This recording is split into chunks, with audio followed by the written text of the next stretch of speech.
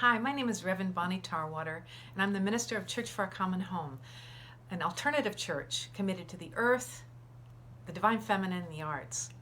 I was given an extraordinary invitation by the Institute for the Postmodern Development of China to join Dr. John Cobb, the extraordinary environmentalist and process theologian and philosopher, to his yearly trip to China, as well as to present at the first Ecologic Interfaith conference in Korea. What did I learn and how was I changed by this experience? I was shocked and surprised that I came back more impassioned and more energized than ever before to walk forth in our ministry and our 12-step program for ecologic civilization. And we have great news for you.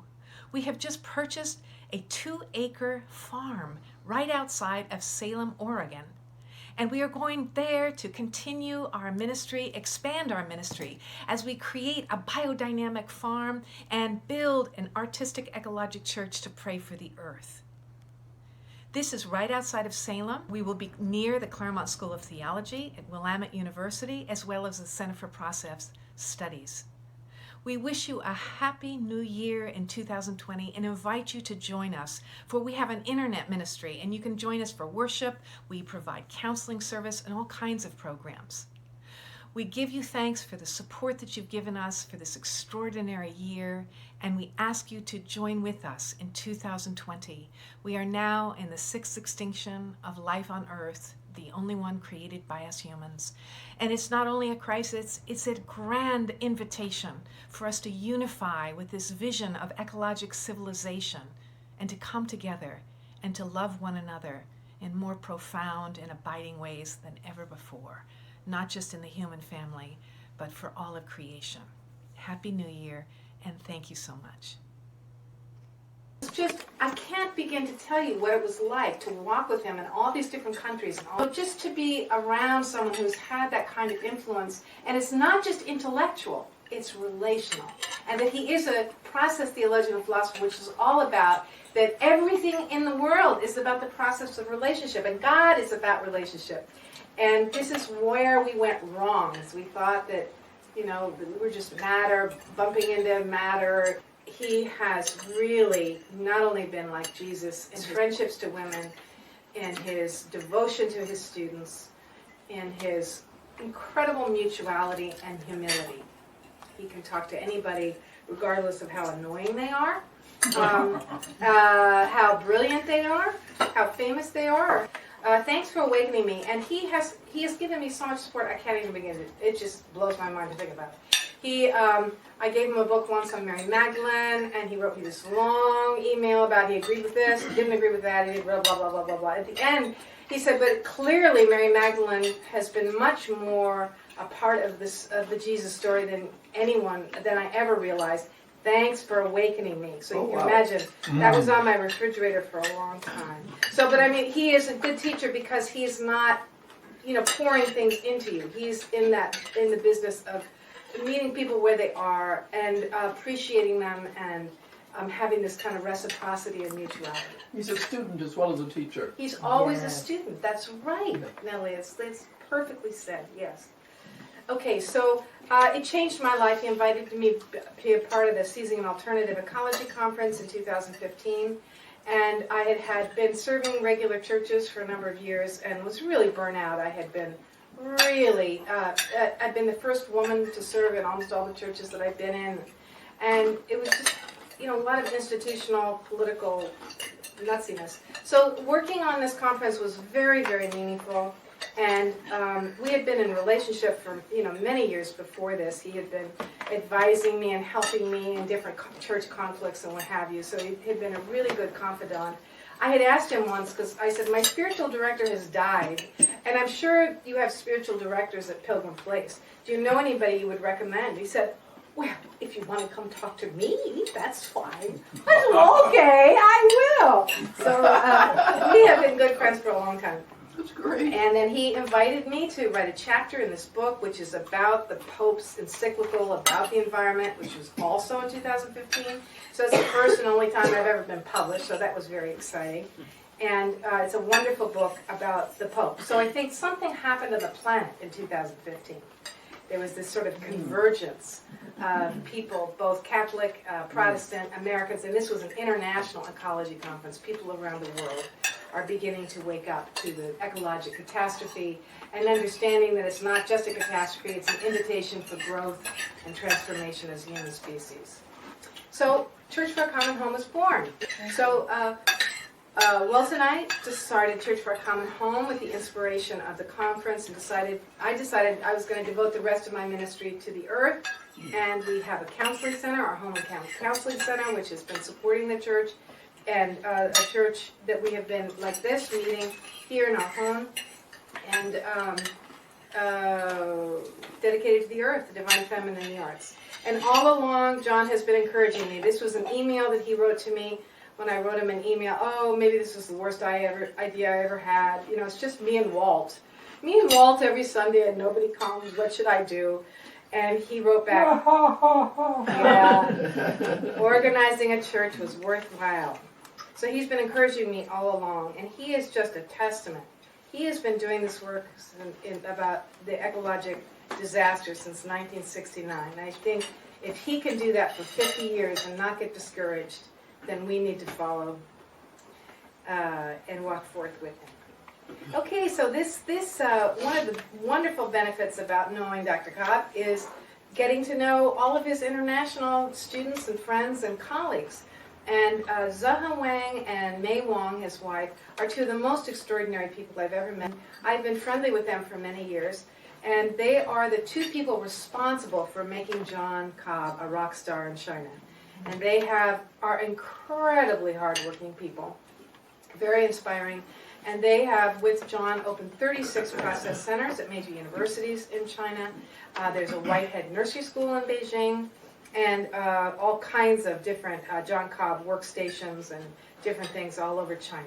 So it was a wonderful event for us this Earth Day that they brought their institution, the Institute for the Postmodern Development of China, they brought a woman from Malaysia who came and did a wonderful presentation for us. And that's in your home there. The same room. Wow. I mean, Right here.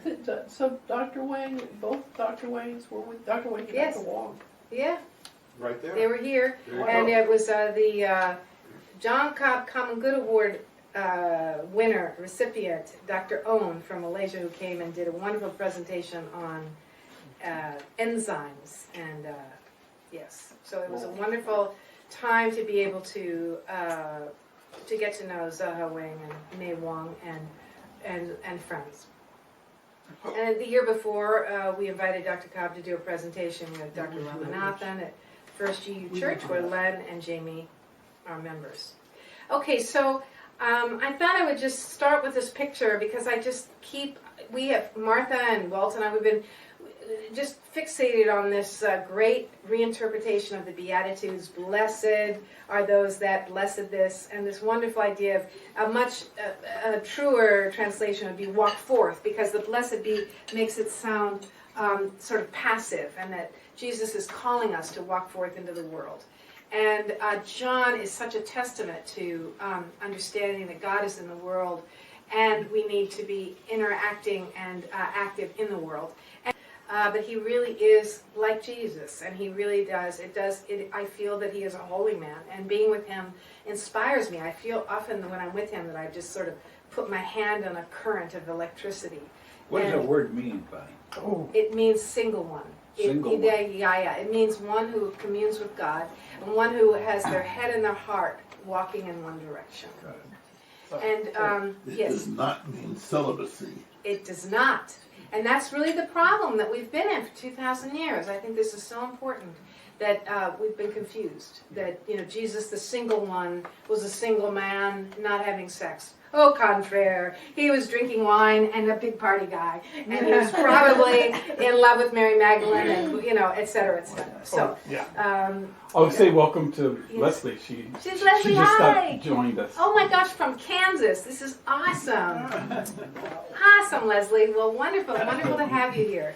But in no uncertain terms, as a theologian, he has given us God back. We've lived in this secular age that God was dead and, God was, didn't exist, and he has single-handedly given us God back. So that's, thank you, John Cobb. He's an environmentalist extraordinaire. His book, Is It Too Late? A Theology of Ecology, is 1969. That's 50 years ago. He's been understanding this, and he's a prophet extraordinaire. Rock star and a sage in China, and teaching Whitehead process thought, which is just it's such an amazing phenomenon that this Christian theologian and philosopher has been celebrated in China. You know, what we think of as an atheistic country. And he is definitely the best ambassador for Christianity that I've ever met. So it was a great honor to be with him in China, and it was, I really did feel like I was just connected to some source of enormous energy, and it has really filled me with great inspiration. The day we left, on September 15th, our granddaughter, Nora Rose, was born. She was born at 2 o'clock in the morning, and then we left at 11 a.m. And it was a home birth. And my son Ben, in the picture here, FaceTimed me, and John Cobb and Zaha and I sat at our gate as we were ready to get on the plane to go to Beijing, and talked to Ariel and saw Nora and talked with Ben and Lena. So that was just an extraordinary kind of synchronicity that this sort of new birth of this adventure for us, and this adventure for Nora Rose and this in our family all came together. Did she have a midwife assistant? Oh yeah. And the baby was born in a big blow up tub in their bedroom. In water. In water. Oh, that's a beautiful story. That's how we should all have been born. Yes. Wow. And the first morning, bright and early, we stayed at this most amazing place, the Central Institute of Socialism. It's this huge complex with these huge buildings, the most elegant hotel you can imagine. I mean, it's just so elegant you can't imagine. And this huge hall. And he gave so many talks, and each and every one was more inspired than the next. He's just unbelievably gifted speaker, and it was just, his genius just went on and on and on and on every day, and his energy was so high. And I really got it at this first huge lecture hall, that he was talking about, you know, himself as an American and his ideas of American exceptionalism, and when he realized that America was not the greatest. In fact, we had done all these terrible things to the planet and to other countries. And he began to share that story of his raising of consciousness, that he'd grown up thinking America was the greatest. And then as he learned more, as he traveled more, as he grew, he realized that was not true, that we were an empire like the Roman Empire, and we were doing enormous devastation around the planet. And it was so profound, I realized why the Chinese people need and want and love him so much. Because, you know, as a counselor, Walt and I both counsel people very often who are people who've had terrible traumas. China has had a terrible trauma. They've been terribly ostracized and punished, you know, by the West in all kinds of ways, which is what empire does. You know, the Roman Empire did it, the British Empire did it, the American Empire did it. And I just experienced there that just like in counseling, if someone's had a very bad trauma and you have a counselor that says, I'm so sorry that happened to you. That should never have happened. That was cruel and awful. And so in his sharing, his understanding with the Chinese people of what they had gone through and how they had been mistreated, you know, what kind of healing that does for us all individually and collectively. So I kind of got it when we sat there the first morning. Then we had lunch with Mr. Pan, who is the environmental he began the organization in China that's like the Environmental Protection Agency. And he was a wonderful man. And you, Sherry, he wrote a poem that you've looked at. Yeah, the one on the bamboo, actually, Yes. is a long poem he wrote. Yes. We were given gifts everywhere we went. We were given so many gifts that I had to get a huge suitcase to carry John Cobb's gifts. And also I was given gifts galore. And at any rate, he was a very inspiring man, very gracious. And he Yes, and he had almost gone to jail, so what he was doing was very controversial. And You can see in this picture me and Kevin. Kevin was a wonderful friend that was with us, a student of John's, a PhD in process theology. And you can see this picture of John. Everywhere we went, there were these huge billboards with his pictures, and every lobby, there were pictures of John. And it was a very, very, and this was the only time I felt like I was at the White House. This penthouse of his was up at the top of this building, and it was just incredibly elegant. It had this huge view. And we went into this beautiful place and had this just beautiful lunch. He was the most gracious man. And I remember at one point he said there was just, there was 5 of us. Yeah.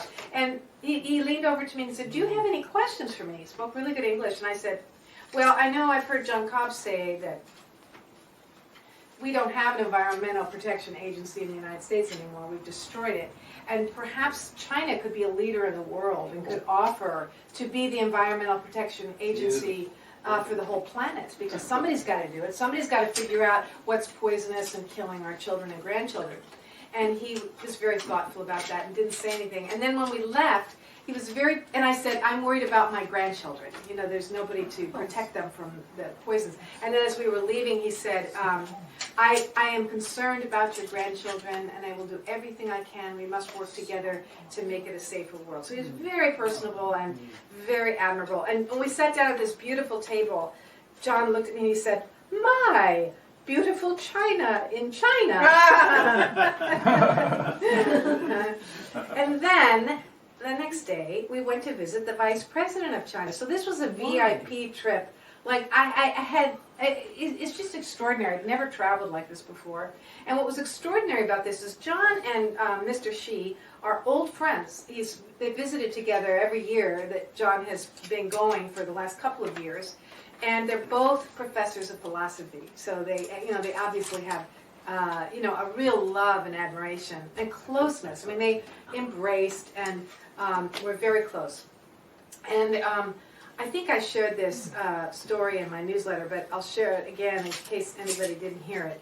One of the most extraordinary moments was Mr. Xi leaned over and he said, "So John, tell me, which do you like better, the Gospel of John or Paul?"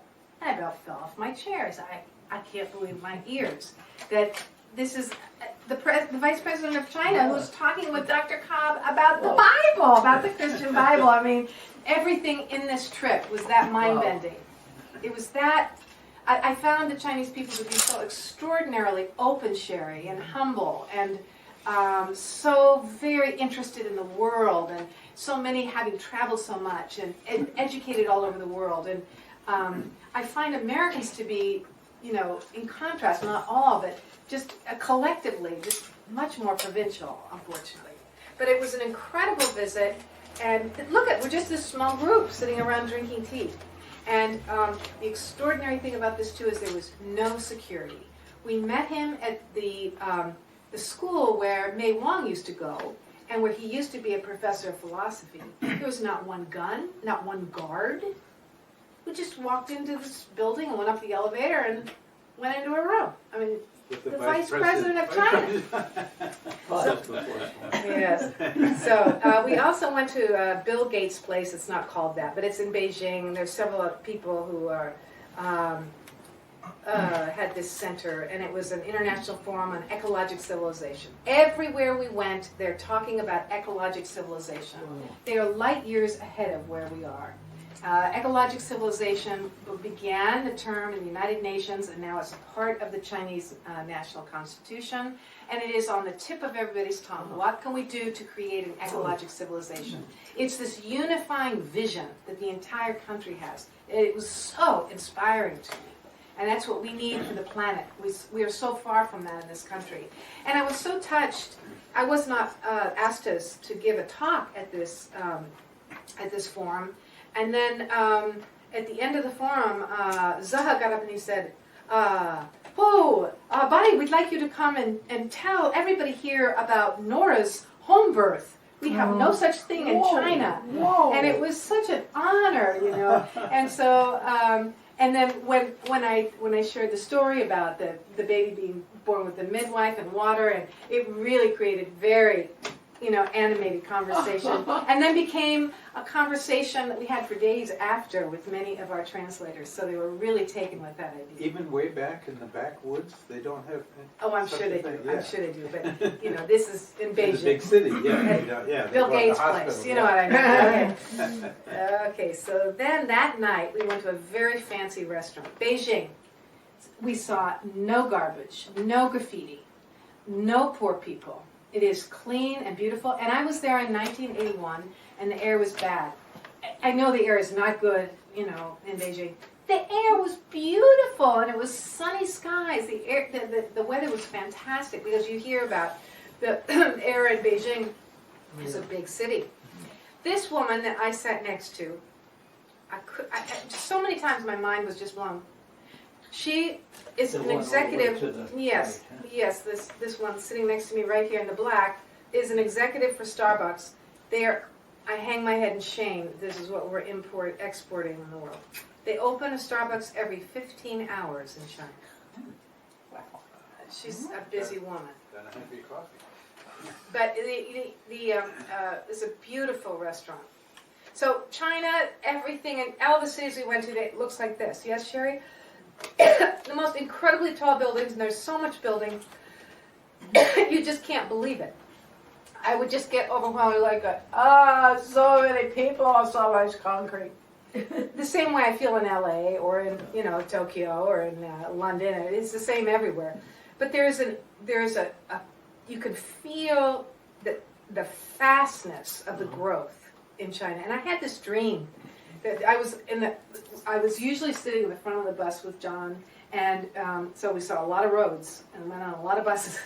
And I had this dream that this huge dragon was the color of the pavement and was, sort of guiding our bus. And it felt that way, this Chinese energy of growth and expansion. And they know that they are needing to really, they're very concerned about the level of expansion. And we have to be reminded as Americans, who taught the Chinese these economics of expansion? Who taught the Chinese about poisonous fertilizers in agriculture? We did in American graduate universities. And so everything we've exported, I hang my head in shame as an American. And we really need to get off of our American exceptionalism and really see the truth of how the empire force that we have been.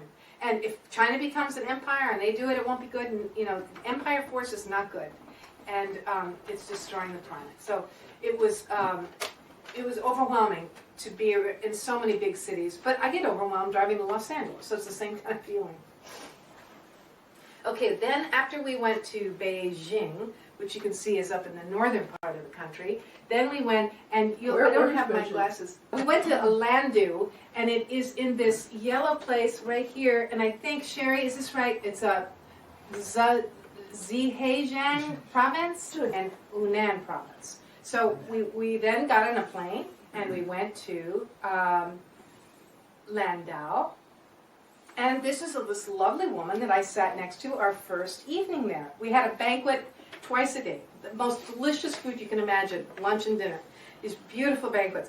And this lovely woman was an ecologic journalist.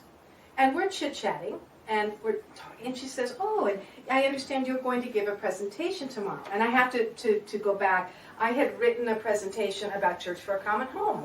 They asked me to give a talk at a couple of universities. Sure, I'd love to. And then I got the word the night before we left, you can't talk about the church. Don't talk about the church.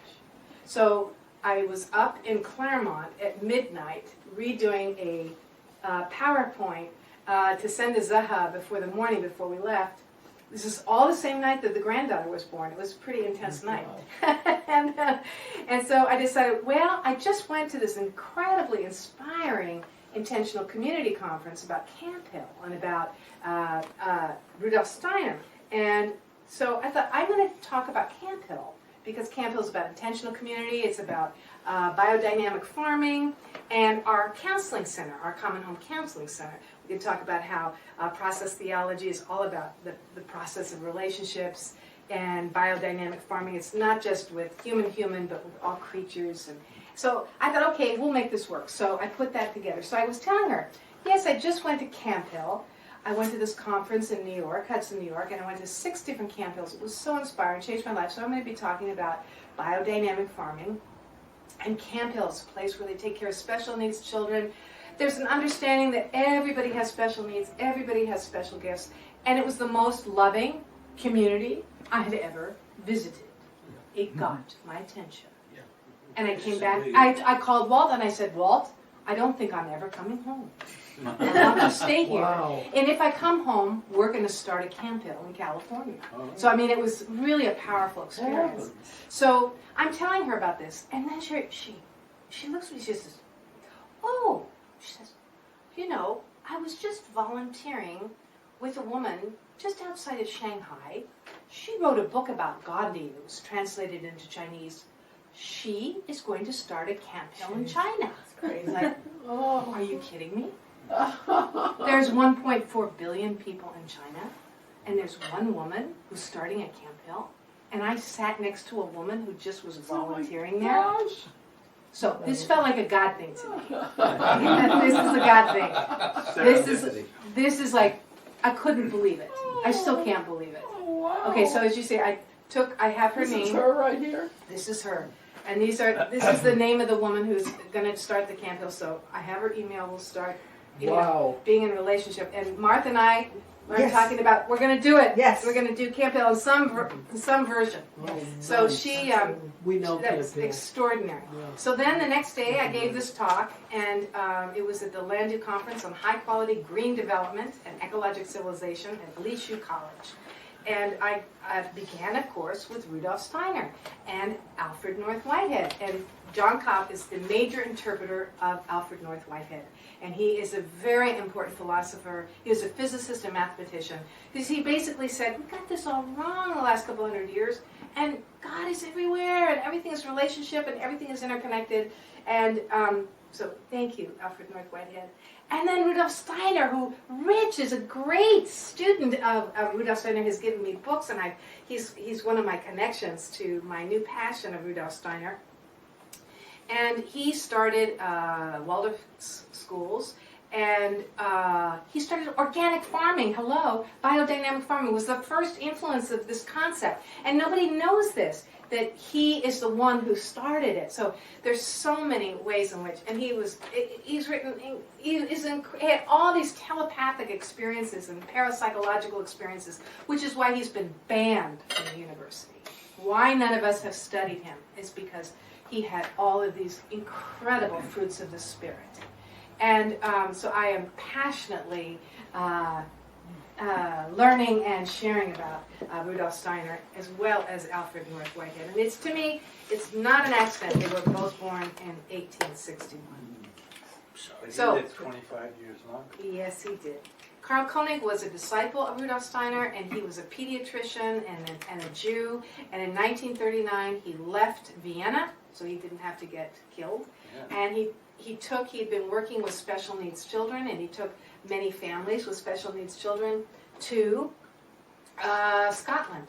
And I've been talking about this. Jay is one of the bigger cynics. You're never going to get a rich person to give you land. It's never going to happen. Well, it happened to Karl Koenig. Somebody gave him this huge estate. Look at that. Wow. And that's where the first Camp Hill started. And this idea that everybody has special needs and everybody has special gifts. Of course, this comes from the teachings of Jesus. Rudolf Steiner was, he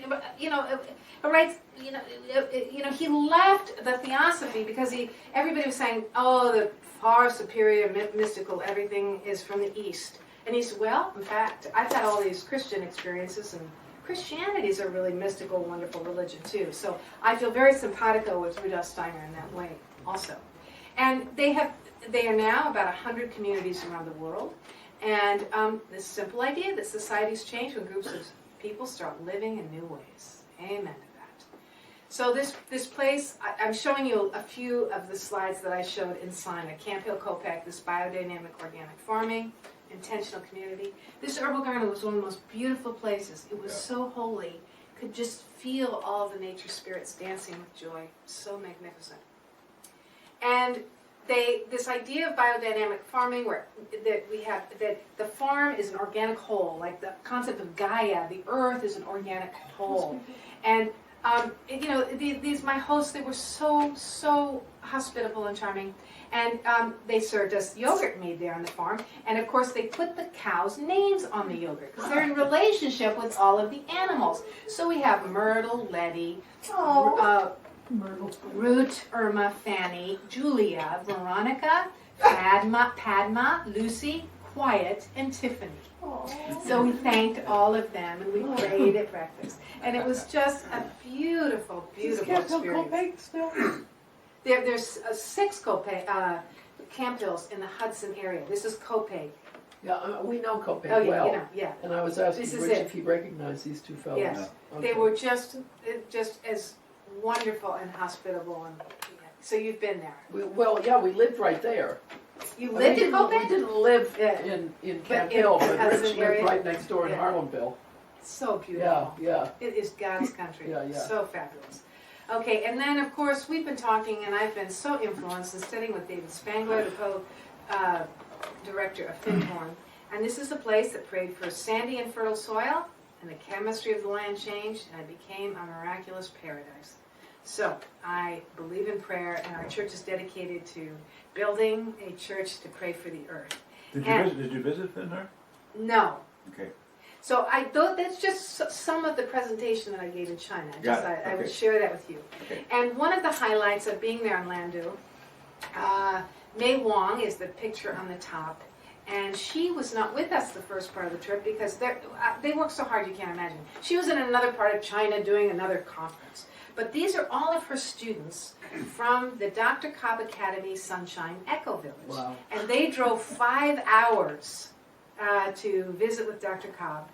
And they were so charming, and they're living an intentional community, and they're doing farming, and they're young people just like ours that are grappling with the idea of the horrors of what's happening to the planet and how to live, counterculturally and more loving ways with the earth. It was very inspiring to be with them.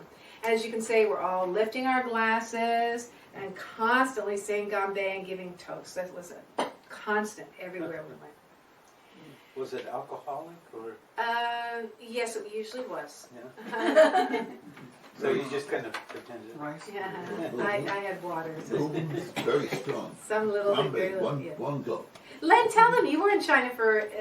79 and 80. Yeah, tell them. Teaching Chinese students who were not kids, they were in their late 20s and up.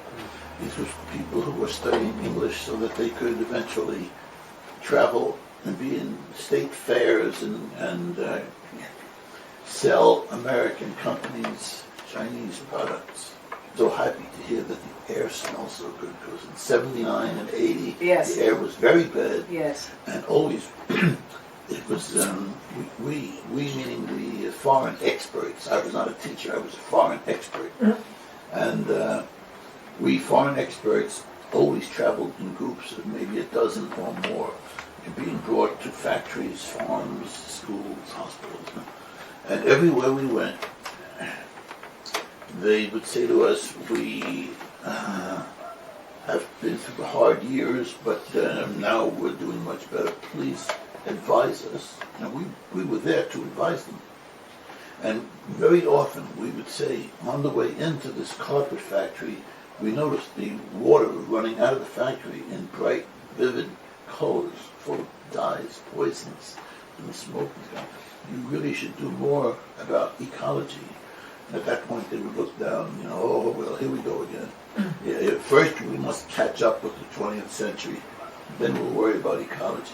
And by golly, they've done it. Well, a wonderful job they've done. Yes. Yes. So now we can Yes. learn from them about That's right. ecology. That's right. Yes. Well, and there's much to be hopeful about, because there's been this huge move, right, Sherry, to move people into the cities and into urban life. And now, for the first time, there are more people that are moving. The government is saying this is not working. May gave a great talk about the alienation and the loneliness and the mental illness of, living far from family, far from the land. And this is the first year the Chinese government is supporting programs for people to move back to the country.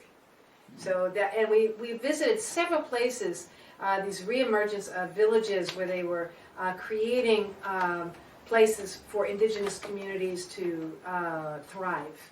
And they were very inspiring and very beautiful. And these children did this beautiful dance. I can't believe I don't have a video. It was so beautiful. And they did this beautiful welcoming dance for us. I remember my phone stopped working. And we visited so many factories and museums. This was a mushroom factory, and it was so fabulous. The food was fantastic. Somebody's got to open this restaurant. It was like a buffet of mushrooms. Oh Like, my goodness. Hundreds of kinds of mushrooms and different kinds of noodles, and then you have this little hot pot. So fabulous. And how about these little mushroom? I love it. These mushroom, Whimsical. very whimsical. This was a soy sauce factory. We were stirring, That's weird. making That the is soy sauce. really great. That's strange. Very few soy sauce are made traditional ways now. Yeah. All chemicals. Yeah, this is. It takes a long time to make the soy Yes, sauce traditional. this is the way. You traditional have to way. ferment the soybeans for quite some Right. time. Yeah. Well, this was one of, thanked these two beautiful women that were both ecologic journalists that were there. This one, you remember, I met, and then there was this other one from Hangzhou that was there. So that was great then this is on our way now to Pu'er, which is down by the Vietnamese border. And we had a layover in some place, and we're in the airport. I can't begin to tell you the kindness, the hospitality. This is when I had my first Pu'er tea, which we will have later with our pie, if you like. And it's known for the tea. It's just fabulous tea. And the best cookie I ever ate in my life is this rose cookie. So fabulous. And this gentleman who's talking to Dr. Cobb here, this is in the airport in a little room. He was the deputy mayor of Pu'er that flew there to spend the 2 hours with us while we waited for our flight. I mean, they're just the kindness and the going out of their way, particularly for Dr. Cobb, was just extraordinary. And so we arrived in Pu'er, and this woman is just the most wonderful woman. And doesn't she look like Reese Witherspoon? She's Chinese. She acted like it too. Chinese Reese Witherspoon. And when we got to the airport, she was standing there, and she had a big sign that said, "Welcome, Bonnie Tarwater." Like, and she's like a PhD professor at the university. And she was assigned to me, and we had people like this. John Cobb was always assigned several people, and then several of us, like, people were assigned to me, like me, But we became fast friends. And here she is. She gave me this special tea with rose petals. It's so sweet that she brought to me. We became good friends. So we gave talks at all of these places. Of course, John gave longer talks, and then a couple of us that were with him. They're kind of the entourage changed. We traveled with a group of Americans, and they kind of came and went. But this was the Forum on Ecologic Civilization and Green Development at Fort College. That's you speaking? Yes. And just everywhere we went, there was just this sea of attentive, interested, engaged, inspiring students. I found their enthusiasm, and it was just palpable. You could feel it. And then it was just, this was the mayor of Pu'er, this gentleman next to John, and we had several breaks because we were there for a couple of days, and they would bring us these, they had a culinary school there, they'd bring us these snacks, you see this like swan shape, it was so elegant. I adored this mayor of Pu'er. He was one of the most empowered men I have ever met. You could just feel how inspired he was with the work he was doing. He's kind of like John Cobb. He's like a man on a mission. And was tremendously gracious to us. And everywhere we went, they made John Cobb Center. John Cobb, Is this a dedication? About? Yes, it was a dedication of some John Cobb something. A center named after him. We planted a tree. That was kind of fun. Yeah. What kind of tree? Do you know? Well, he has taught them ecologic ways of thinking Yeah. in order to be able to live ecologically. So it's the foundation of what we need to do at the university level. And he has convinced me, unless we have intellectuals that understand how we need to think differently, we're not going to be able to begin to behave differently. So, and I'd say process is all about relationships. Everything is relationship. Everything is in relationship. Everything is a dancing relationship and interconnected with everything else. And by far the best part of the trip were the friends that I met, both American and Korean, but so many wonderful Chinese women. And I can't tell you that we always had, all of these women they're so accomplished, you know what I mean? They have so many degrees and they speak so many languages, and they were so gracious and they were so generous in wanting to talk and share. And John Cobb told me, "Oh, honey, this is your big contribution to the trip," because I think they've usually traveled with John Cobb with men. So I think they were really happy to have, a girl to talk to, babies and marriage and life and stuff like that. So it was extremely special meeting these very, very inspiring, beautiful women that were so anxious to share and so generous. I love them all. And then this is Mianzaha. This is the ancient tea trade route, which in this area is very famous. And this is the very beginning of the trail, this famous tea trade route. And it's the way, the silks were brought, the religion was brought, these trails went all the way to Tibet and brought all kinds of culture and tea. And then now we're going to go to Korea. And I lived in Korea when I was 6 years old. So that's my passport picture when I was 6 years old. Wow. And I was returning after, if you can believe, 57 years. Wow. So that was very special for me. And the first night we got there, we went with this gentleman who was a professor who put on the conference that we were there in Seoul for a few days. And he had a lovely dinner for us in his home. And, we have a special guest for you tonight. The mayor of Seoul is my good friend and neighbor. He wants to meet you, and he will stop by. So this is the mayor who came to stop by to meet John. Wow. And he was very charming. And while he was there, Andrew Schwartz was there, who's now the director of the Center for Process Studies. And he and Phil Clayton, who also works with the process community, had been in Korea at this same conference the year before. And anyway, so they were good friends with the mayor, and the mayor is very supportive of ecologic ideas. And Andrew said, "Wow, it's a really nice coat you've got." And so the mayor took it off, and he said, "I want you to have it." So we all, so nice. So then the mayor sent an entire box of coats, and he gave all of us coats. When we got back to the hotel, we all had coats. So that was it. Not wearing yours. I'm not wearing my coat. You should go get it. Yes. Now we have to see it. And at this ecologic transition from philosophy to policy, there were so many good talks. I mean, I could go on and on and on. I'm going to just pick one, but there were so many incredible talks. And this guy, gave one of the best talks at Seizing an Alternative. And I told him when I met him, I said, "Oh my God, Mark, I remember you from 2015. You taught me more about money and the economy in 1 hour than I'd ever learned in my life." But he is an inspired man. I just love his work. He's got books, Economy of Love and Economy of Happiness. And he gave this beautiful talk about happiness and well-being index as an alternative to the GDP in Canada. He lives in Alberta, Canada. And what he calls the GW, Genuine Wealth Index. Psychological, emotional, spiritual, and environmental well-being, 5 forms of wealth: human, social, natural capital, built capital, and economy, financial capital. So he's a very inspiring man. He just got back from Singapore. He travels around the world and spreads his very brilliant ideas about the need to completely rethink the way we do finance and the Buddha, the sleeping and Buddha. he took me to this place.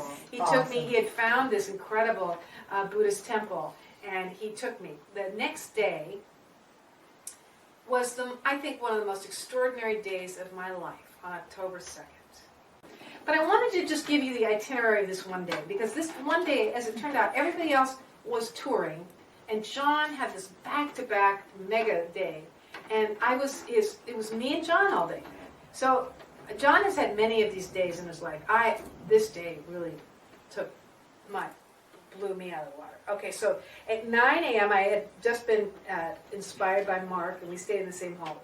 He said, I'd love to take you to the Buddhist temple. And so we went to the Buddhist temple. At 9 a.m.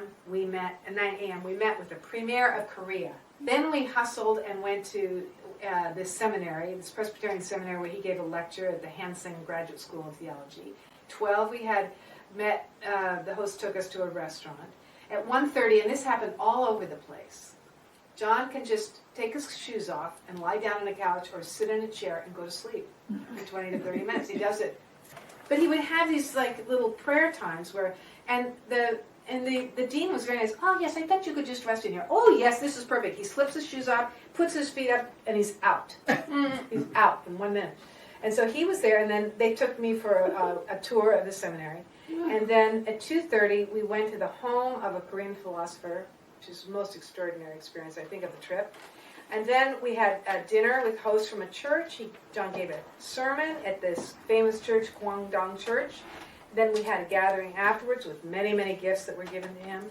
And then we rode 2 hours with Jay McDaniel, a process theologian, to Yeoju, where the conference was. So I'm telling you, this day was galactic. Wow. I just wanted to share. Many of our days were like this. This was particularly galactic because it was just me and John all day. So I think I felt the responsibility of it. So this was the temple that Mark took me to. It was right around the corner of our hotel. It was extraordinary. It was so beautiful.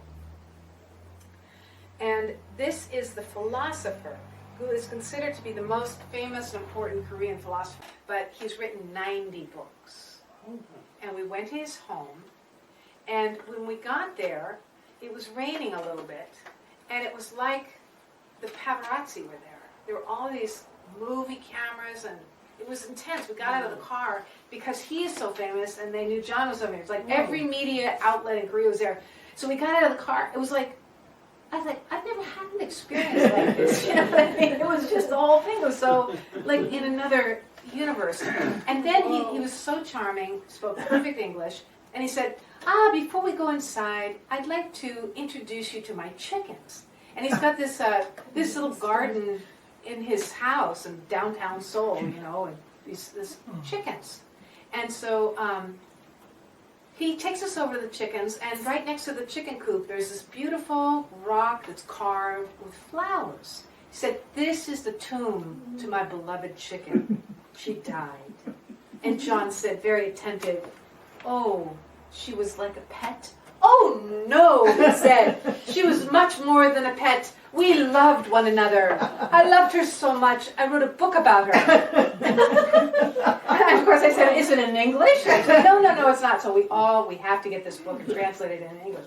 But this is my kind of guy. It's like, of all the intellectuals I've ever met, I was like, this guy, I can really do business with this guy.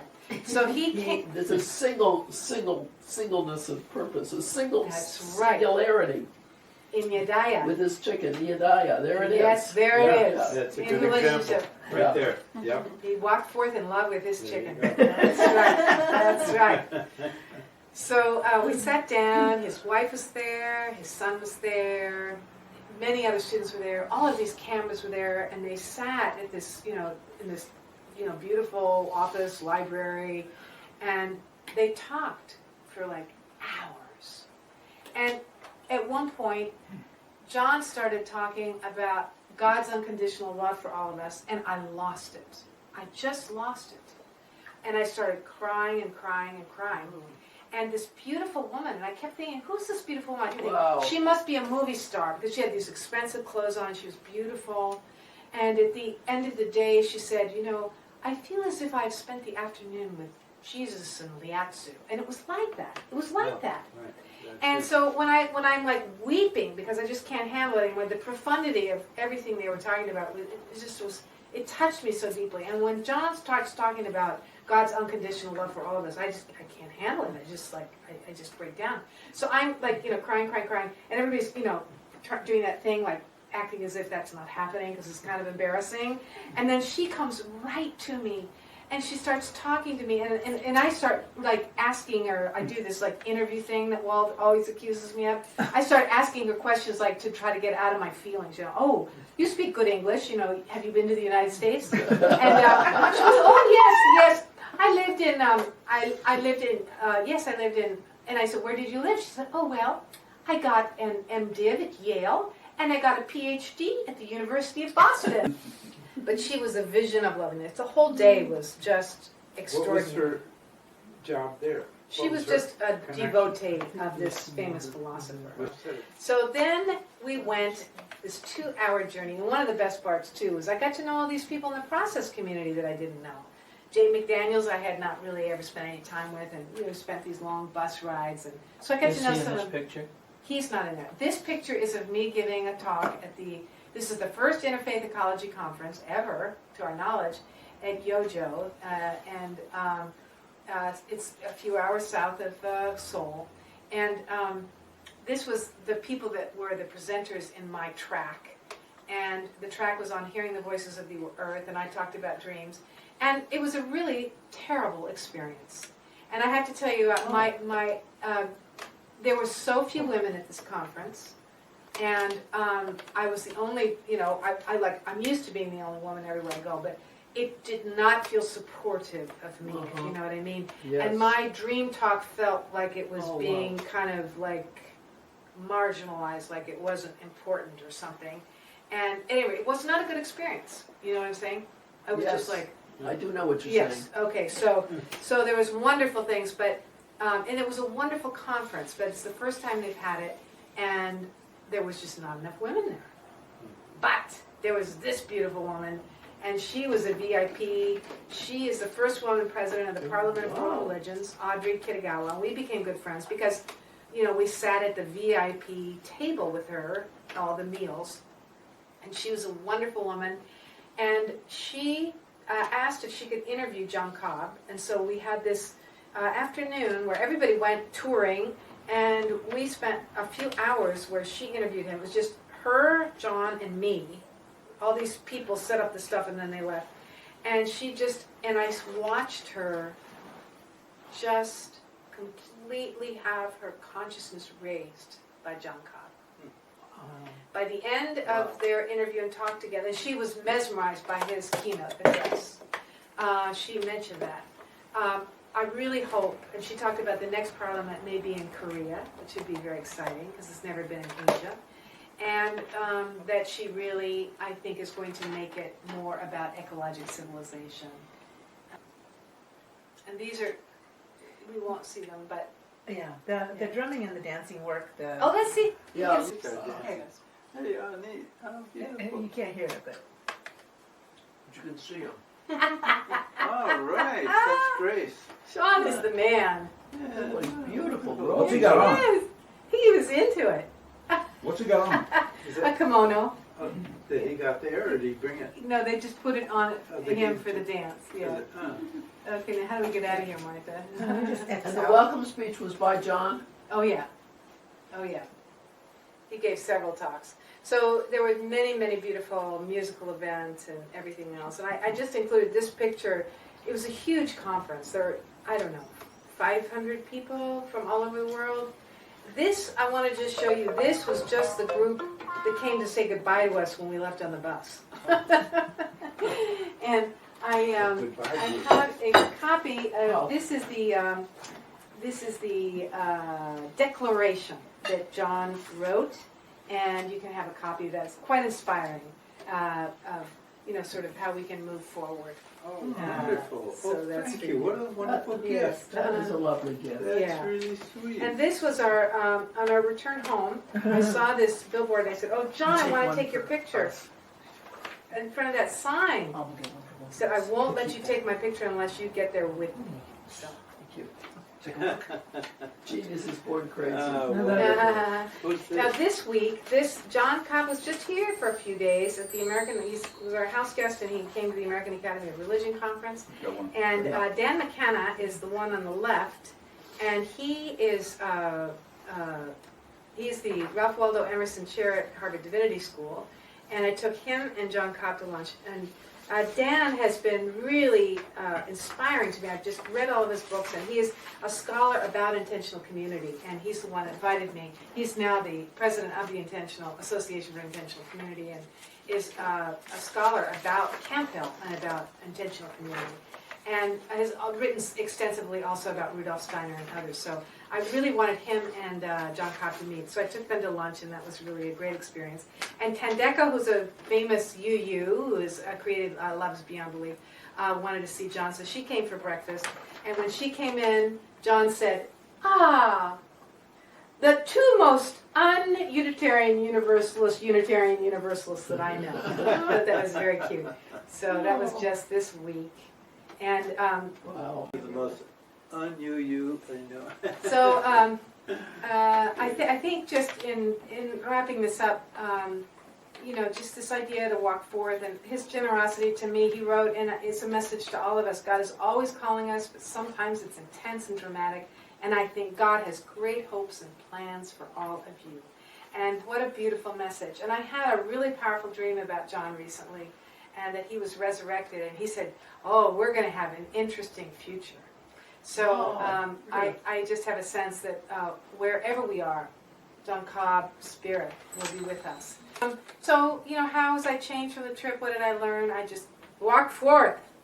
Ididaya. Wow. That's what we all need to be doing, and John Cobb's doing it, and we need to follow in his footsteps. We have been, the Spirit has been saying we are going to get land, and we're going to build a church, and we're going to have a biodynamic farm, and maybe an intentional community, yada, yada, yada. So I went up to Oregon. About 3 weeks ago. We put down offers on several places here in San Diego, and we thought, if nobody's giving us land, we'll just buy our own and start. And There you go. then it's too expensive here in San Jay Diego. is right. It's a biodynamic capital. The Claremont School of Theology and the Center for Process Studies are moving to Willamette University, that's right there in the valley. I served a church there right on the coast. It's just an hour away, so we have friends there. We've lived there before. We love it. Oh, wow. It's so all of these things. So we thought we can't afford to buy a house in San Diego. We put offers in on these houses we couldn't afford, and then we were glad when they went out of escrow. So I went to just check it out. And everything seemed to collide. Wow. And we put an offer in on a house, and they accepted it. Oh my Wow. gosh. And it's a farm with 3 acres. What, And it's outside of Salem? It is in a town called Sheridan. It's a half an hour from Salem, an hour from Portland, 45 minutes from the coast. Oh, beautiful. It has this huge 3-story barn and 5 bedrooms. So you all have to come. Oh. You have a bedroom. You can come anytime. And of course, it couldn't fall out of escrow. It's quite exciting, and I'm going back on Tuesday. And we've been, this vision is to build an artistic ecologic church to pray for the earth. This is a Jim Hubble thing, to do something very beautiful and special, that we can continue our work for a 12-step program for Ecologic. So there you go. Look. Maybe that's it. That is really, Wow. really great. So I think this is really what I got from you this didn't trip. expect this. No, not This in is the really, least. this It is the feels spirit like it just coming came in. out of this trip. It really felt like it did. Wow. It really felt like it came out Wow, of the inspiration. It's amazing. So that's the China trip. The China trip made us walk forth to Oregon. That was awesome. Where